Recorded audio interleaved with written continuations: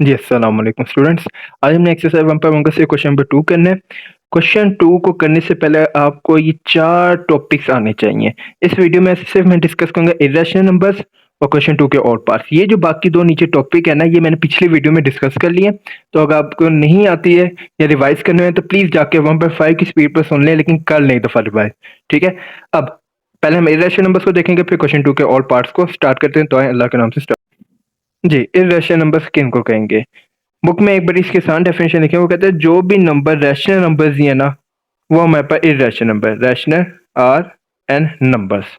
अब ये कौन से ऐसे नंबर जो रैशनल नंबर लिया है? याद रखिएगा, दुनिया में जितने भी अंडर रूट वाले नंबर है ना, इनको हम इर्रेशनल नंबर कहते हैं। इनको क्या कहते हैं? Irrational number. अब एक तरीका या तो फर्स्ट ईयर में इसका पूरा लॉन्ग क्वेश्चन है कि इसको साबित किया जाता है। 8वीं में बस इतना ही है कि बस एक सिंपल ट्रिक से बता दिया जाता है कि जितने भी अंडर रूट वाले नंबर वो इर्रेशनल नंबर है। ये बात ज़हन में रखेगा। अब लेकिन इसकी एक छोटी ट्रिक है, वो क्या कि वजह क्या है कि अंडर रूट वाले नंबर्स को हम जितने भी अंडर रूट वाले नंबर उनको इर्रेशनल नंबर कहते हैं। इसकी वजह ये है कि इसको जब पॉइंट में लिखते हैं ना, मिसाल के तौर पर इसकी एग्जांपल मैं यहाँ निकालता हूँ, ये इसको जब हम पॉइंट में लिखते हैं ना, तो पॉइंट में इनमें कोई भी नंबर सीक्वेंस से रिपीट नहीं होता। सीक्वेंस से मेरी मुराद है, जैसा हमने देखा था रैशनल नंबर्स को, उसमें सीक्वेंस से नंबर पॉइंट के बाद रिपीट हो जाता है, 36 36 36, ठीक है? इसमें कोई भी नंबर सीक्वेंस से रिपीट नहीं हो रहा। हाँ, मुझे भी नजर आ रहा है 4 दो दफा है, लेकिन सीक्वेंस से नहीं आ रहा, फिर दोबारा 4 नहीं आ रहा, ठीक है? तो इनकी बस पहचान ये होती है कि इनको पॉइंट में जब भी लिखते हैं ना, इनके पॉइंट के बाद कोई भी नंबर रिपीट नहीं होता। तो याद रखना है, जैसे अगर आपको सिर्फ ऐसे पॉइंट में नंबर दे देना, उसके बाद कोई नंबर रिपीट ना हो, उनको हम क्या कहते हैं? इर्रेशनल नंबर्स कहते हैं। पाई भी एक इर्रेशनल नंबर, क्यों? क्योंकि इसमें पॉइंट के बाद कोई भी नंबर रिपीट नहीं हो रहा होता। ठीक हो गया? यहाँ तो बड़ी सिंपल बात है। ये इंपॉर्टेंट नोट मैं समझता हूँ इस बुक का सबसे अहम नोट है। कमाल कर दिया उसने। याद रखना, बचपन में अगर आपने कहीं गलती से पढ़ा ना, वैल्यू ऑफ पाई और 22/7 हमेशा सेम होती है, यानी पाई की वैल्यू 22/7 के इक्वल थी। नहीं, ये गलत है, आर नॉट इक्वल। अब आप कहेंगे वहां तो ऐसे ही पढ़ाया जाता है जी, उसमें आपका लेवल ही छोटा था तो इसलिए आपको पढ़ाया जाता था कि पाई 22/7 के इक्वल है। नहीं, आइंदा से ज़हन में रखना, 22/7 एक रैशनल नंबर है और पाई एक इर्रेशनल नंबर है। ठीक है? बस अगर डिटेल पढ़नी है तो आप आगे मजीद खुद पढ़ सकते हैं, मैं आगे मजीद जाना नहीं चाह रहा। ठीक है? तो आए, अब आए इसका सवाल स्टार्ट कर देते हैं।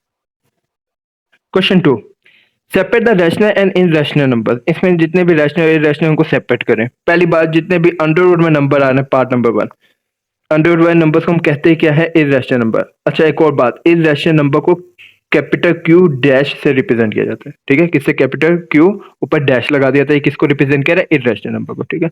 1/7 तो क्या ही है? एक रैशनल नंबर है। तो रैशनल नंबर को कैपिटल क्यू बस इससे रिप्रेजेंट करते हैं। अब एक ऐसा नंबर जिसमें डेसिमल पार्ट, जिसके डेसिमल पार्ट में टर्मिनेटिंग नंबर आए, उसे क्या कहते हैं? रैशनल नंबर कहते हैं। ठीक है? अब इसमें भी देखें, क्या आपको ये एक इररेशनल नंबर लग रहा है? नहीं, अगर लगे तो गलत है। क्यों? क्योंकि इसमें 4 नंबर का जो ग्रुप है वो रिपीट होता है बार बार। कौन कौन सा? 8182, 8182, 8182। अगर पॉइंट के बाद ग्रुप की शुरू में नंबर रिपीट होना, तो ऐसे को क्या कहते थे? Recurring and non terminating. और आपको पता है रिकरिंग और नॉन टर्मिनेटिंग डेफिनेटली कहते किससे हैं? रैशनल नंबर्स को कहते हैं। ठीक है? जितने भी, बस इतना सिंपल रख लें, जितने भी टर्मिनेटिंग नंबर हैं और रिकरिंग और नॉन टर्मिनेटिंग डेसिमल फ्रैक्शन, ये सारे ही रिप्रेजेंट किसे करते हैं? रैशनल नंबर को। ठीक है? जितने भी रिकरिंग और टर्मिनेटिंग है। अब इधर भी देखें, पॉइंट के बाद नंबर फिनाइट आ रहे हैं, इसको क्या कहते हैं? टर्मिनेटिंग। टर्मिनेटिंग भी क्या है? एक रैशनल नंबर है। अंडर रूट 14 और अंडर रूट 25, ये दोनों ही क्या है? Irrational number.